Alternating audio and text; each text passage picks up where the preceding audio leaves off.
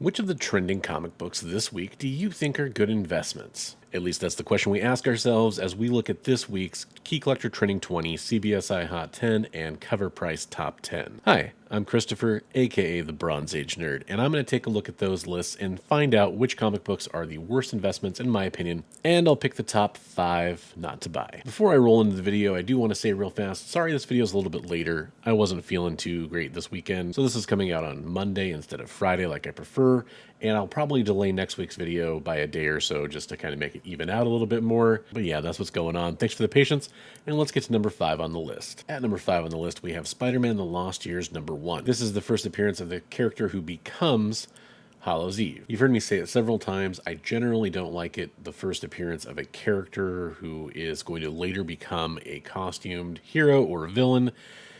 Generally, I want to get those first appearances of that character in that costume. That said, let me make the argument for the list here, which is that you could say that since this comic book is probably a little bit more hard to find, that maybe it'll be a better book. But definitely think for this character, I'm going to want to go for ASM 14, the first appearance of the character. All right, at number 4 on the list, we're going to talk about another one of these Comic Pro retailer variants that's come out.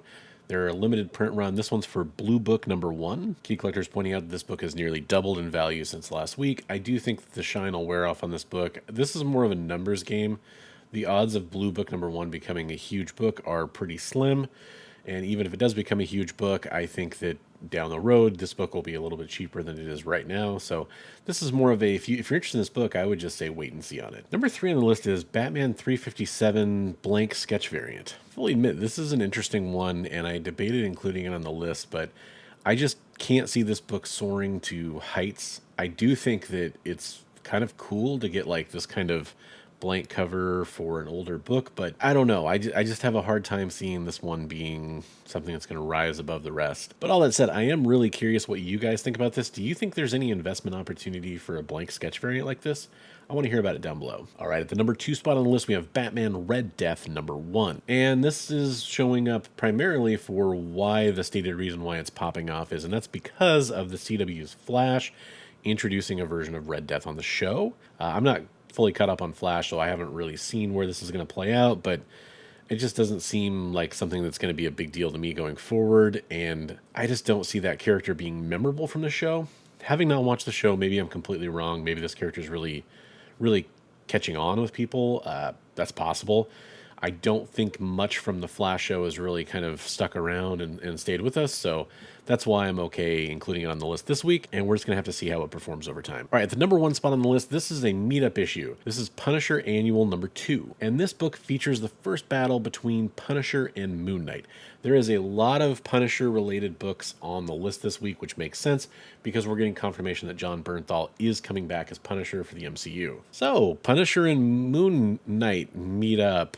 That's a bold choice. Moon Knight in the MCU, I enjoyed it, but a lot of people, it wasn't their cup of tea. I don't know why we're assuming we're going to get a meetup between Moon Knight and Punisher. It makes a lot of sense that that could happen, but we have no guarantee that's going to happen. But I should point out that Key Collector lists this book as having the same high value as Daredevil 183. And that's the first meetup of Daredevil and Punisher, which to me is a much bigger key than the first meetup of Punisher and Moon Knight. But really what I was going to do, and I'll just, level of transparency here that I'll put on there for you, I was going to make this kind of like almost entirely a Punisher list.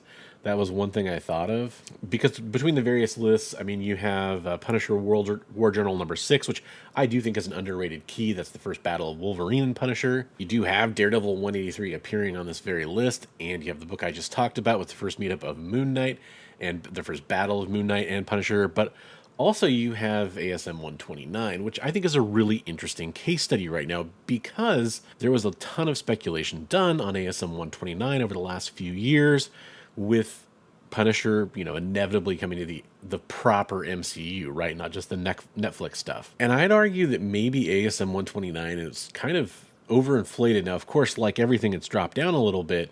But I kind of wonder if that's really something that we're going to see skyrocket again when we see Jon Bernthal finally make his debut in the MCU. I feel like a lot of the value's already been kind of wrung out of that book for any kind of short-term movement on it. That's just my opinion. I'm not officially putting it on the list, but It's a book that I almost did put on this list, and you can kind of consider it an honorable mention, I guess. The one book that's on the list that I was going to include is the Spectacular Spider-Man issue that's the first battle of Punisher versus Kingpin. And that's Spectacular Spider-Man 82, which I think actually is kind of a sleeper book that might be a fun one to pick up. If I found it in a comic shop right now, I'd probably be looking at it if it's near cover price or a little bit above. Another thing to think about. All right, so that's the top 5 not to buy for this week. What did you think of the list? And before I wrap up the video, I do want to take a second to thank all of my channel members whose names are appearing on the screen right now. They're fantastic and awesome individuals that really help me out with this channel. If you're interested in joining, there is a join button down below. If you don't want to join, that's fine. I hope you appreciate the content, and I'll catch you in the next video. Until then, I want to remind you, as always, hey, hey, hey, hey.